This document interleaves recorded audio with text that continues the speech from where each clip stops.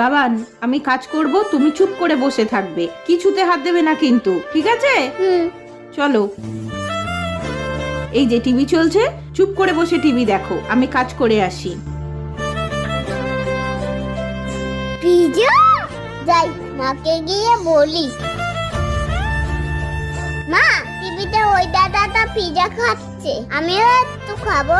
বাবা, এখন তো আমার কাছে টাকা নেই, আমি টাকা পাই তোমাকে পিৎজা খাওয়াবো। ঠিক আছে মা।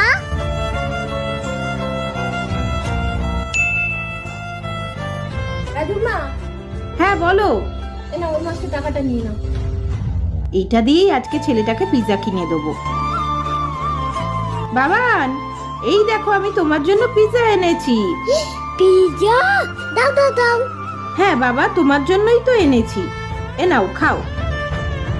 সন্তানের খুশিতেই মায়ের খুশি।